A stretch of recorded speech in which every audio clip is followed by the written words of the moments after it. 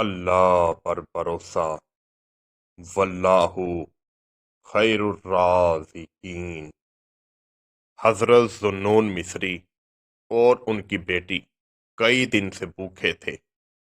آخر کار انہوں نے ارادہ کیا کہ دریا پر جا کے کچھ مچھلیاں پکڑی جائیں اور ان سے اپنی بھوک مٹائی جائے۔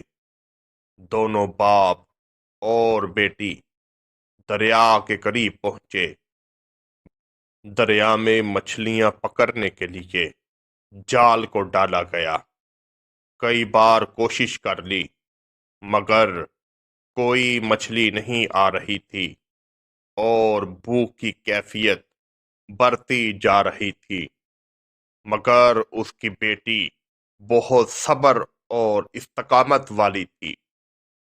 حضرت ذوالنون مصری کی بیٹی نے جال کو پھر دریا پر پھینکا اور اللہ کا نام لیا، اے میرے مالک، تو ہی ہمارا رازق ہے، ہمیں اپنی رحمت کے صدقے رزق عطا فرما۔ اس کی بیٹی نے دعا کے لیے ہاتھ اٹھائے اور جال کو دریا میں پھینکا۔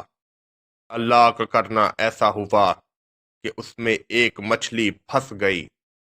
حضرت ذوالنون مصری کی بیٹی نے جب مچھلی کو پکڑا تو اس کے لب ہل رہے تھے۔ حضرت ذوالنون مصری کی بیٹی نے مچھلی کو پھر دریا پر پھینک دیا۔ اس کے باپ نے کہا، بیٹی، کئی کوششوں کے بعد ایک مچھلی ہاتھ لگی تھی، تو نے وہ بھی دریا برد کر دی، اس کی وجہ کیا ہے؟ اس نے کہا کہ میں نے دیکھا مچھلی کے ہونٹ ہل رہے ہیں اور وہ اپنے رب کو پکار رہی ہے، جس طرح میں نے اپنے رب سے رزق کے لیے دعا مانگی تھی، وہ بھی اپنی جان کی دعا مانگ رہی ہے۔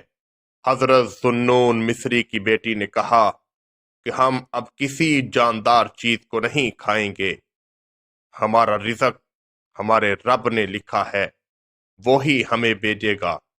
وہ دونوں باپ اور بیٹی واپس لوٹ گئے اور جا کر اللہ تعالیٰ کی عبادت میں مصروف ہو گئے۔ صبح سے لے کر شام ہو گئی مگر کھانے کا کوئی انتظام نہیں ہو رہا تھا، مگر اس کی بیٹی کو اللہ پر بھروسہ تھا، اللہ پر توکل تھا۔ جب دونوں باپ اور بیٹی عشاء کی نماز پڑھ کر فارغ ہوئے تو اللہ کے عرش سے ایک دسترخواں اترا، اس پر طرح طرح کے کھانے تھے۔ حضرت ذوالنون مصری اور اس کی بیٹی نے جی بھر کر کھانا کھایا۔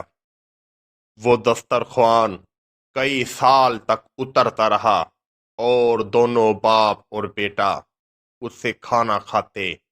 ایک دن اللہ کا کرنا ایسا ہوا کہ حضرت ذوالنون مصری کی بیٹی کا انتقال ہو گیا۔ وہ لمحہ حضرت ذوالنون مصری پر بہت مشکل لمحہ تھا، مگر انہوں نے اللہ پر توکل کرتے ہوئے اس کو برداشت کیا۔ حضرت ذوالنون مصری فرماتے ہیں کہ بیٹی کے انتقال کے بعد آسمان سے کھانا اترنا بند ہو گیا جو 12 سال تک ہر روز آتا تھا۔ حضرت ذوالنون مصری کہتے ہیں کہ میں نے سوچا ہو سکتا ہے کہ یہ میری عبادت اور ریاضت کی وجہ سے آتا ہو۔ پھر حضرت ذوالنون مصری کہتے ہیں میں نے اللہ تعالیٰ کی طرف رجوع کیا تو میرے ذہن میں یہ آیت کریمہ آئی، وَمَن يَتَوَکَّلْ عَلَى اللَّهِ وَهُوَ حَسْبُهُ إِنَّ اللَّهَ بالغ امرہ۔ بے شک جو اللہ پر بھروسہ کرتا ہے اللہ تعالیٰ اس کی مدد کرتا ہے اور اللہ تعالیٰ کبھی بھی اپنا کام ادھورا نہیں چھوڑتا۔ حضرت ذوالنون مصری کہتے ہیں کہ اس کے بعد مجھے کوئی مشقت پیش نہ آئی، میں نے اللہ پر بھروسہ رکھا اور اللہ کی طرف سے مجھے ہر روز رزق مہیا کر دیا جاتا تھا۔ اسی وجہ سے حضرت علی المرتضیٰ شیر خدا رضی اللہ تعالی عنہ نے اپنی پوری زندگی گزار دی، یہاں تک کہ سیدہ فاطمہ زہرا رضی اللہ تعالی عنہا سے شادی کرنے کے بعد بھی آپ نے اپنا گھر نہ بنایا، کیونکہ ان کا اللہ پر توکل تھا، اور شادی سے پہلے بھی حضرت علی المرتضیٰ مسجد نبوی میں سویا کرتے تھے۔ حضرت سیدنا امام حسن فرماتے ہیں کہ ہم نے اپنی پوری زندگی میں کبھی جی بھر کر پانی نہ پیا تھا اور نہ ہی کھانا کھایا تھا۔